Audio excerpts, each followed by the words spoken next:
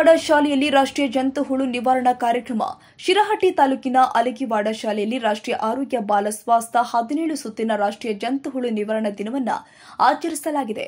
ಇದರ ಮುಖ್ಯ ಉದ್ದೇಶ ಮಕ್ಕಳು ಜಂತುಹುಳುವಿನಿಂದ ವಿಮುಕ್ತಿ ಹೊಂದಿ ಆರೋಗ್ಯವಂತರಾಗಿ ಇರುವಂತದ್ದಾಗಿದೆ.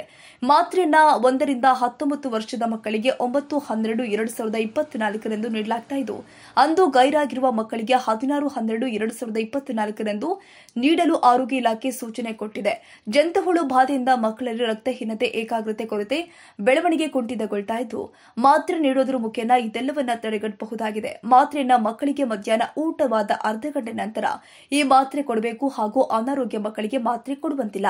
ಮಕ್ಕಳ ಆರೋಗ್ಯ ದೃಷ್ಟಿಯಿಂದ ಎಲ್ಲಾ ಮಕ್ಕಳು ಮಾತ್ರೆ ಸೇವಿಸಬೇಕು ಅಂತ ಆರೋಗ್ಯ ಇಲಾಖೆ ಸಿಬ್ಬಂದಿಗಳು ಆದ ಸಂಜಯ್ ಕುಮಾರ್ ಹಾಗೂ ಪ್ರಧಾನ ಗುರುಗಳು ಆದ ಹಾಲೇಶ್ ಎಸ್ ಜಕ್ಕಲಿ, ಶಿಕ್ಷಕರು ಆದ ನಿಮೇಶ್ ಯರಗುಪ್ಪಿ ಮಕ್ಕಳಿಗೆ ಮಾಹಿತಿ ಕೊಟ್ಟಿದ್ದಾರೆ.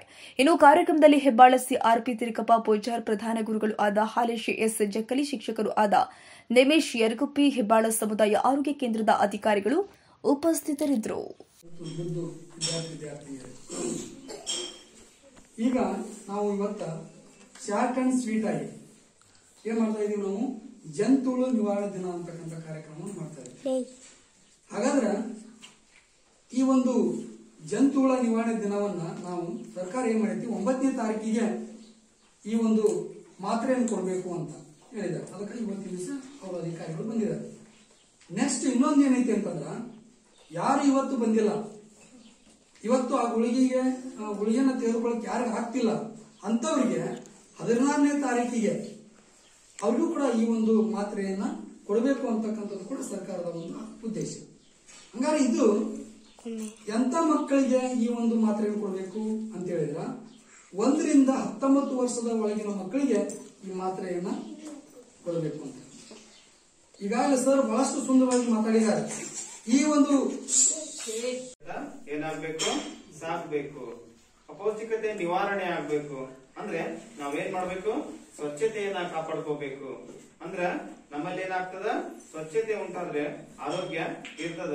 ಇಲ್ಲ ಅಂದ್ರೆ ಸ್ವಚ್ಛ ಇಲ್ಲ ಅಂದ್ರೆ, ಕೈ ತೊಳ್ಕೊಂಡು ಊಟ ಮಾಡಿಲ್ಲ ಅಂದ್ರ, ನಾವು ಏನೇ ಕೆಲಸ ಮಾಡಿರ್ತೀವಿ, ಆಟ ಆಡಿ ಬಂದಿರ್ತೀವಿ, ಹಂಗೆ ನಾವು ಊಟ ಮಾಡಿದ್ವಿ ಅಂದ್ರ ಸರ್ ಹೇಳಿದ್ರು ನಿಮ್ಗೆ ಕೈಯಲ್ಲಿ ಇರ್ತಕ್ಕಂಥ ಉಗುರಲ್ಲಿ ಇರ್ತಕ್ಕಂಥ ಹೊಲಸು ಹೊಟ್ಟೆಯಲ್ಲಿ ಹೋದ್ರ ಏನಾಗುತ್ತ, ಹುಳಗಳಾಗ್ತವ. ಆ ಹುಳದಿಂದ ಏನಾಗ್ತದ, ಅದು ಪರಾವಲಂಬಿ ಅಂತ ಮೊದಲೇ ಹೇಳಿದೆ. ಪರ ಅವಲಂಬಿ ಅಂದ್ರೆ ಬೇರೆಯವರನ್ನ ಅವಲಂಬಿಸಿ ಅದೇನಾಗ್ತದ, ಬದುಕ್ತದ. ಅದು ನಮ್ಮಲ್ಲಿರ್ತಕ್ಕಂಥ ಏನನ್ನ ರಕ್ತವನ್ನ ಏನ್ ಮಾಡ್ತದ, ತಿಂತದ. ನಮ್ಮಲ್ಲಿರ್ತಕ್ಕಂಥದನ್ನ ಅದು ಏನ್ ಮಾಡ್ತದ, ಮೇಯ್ತದ. ಅವಾಗ ನಮ್ಮಲ್ಲಿ ಏನಾಗ್ತದ, ರಕ್ತಹೀನತೆ ಉಂಟಾಗ್ತದ ಅಂತ ಹೇಳಿದ್ರು. ಹಾಗೆ ಆಗಬಾರ್ದಂದ್ರೆ ನಾವೇನ್ ಮಾಡ್ಬೇಕು, ಸ್ವಚ್ಛತೆಯಿಂದ ಇರಬೇಕು.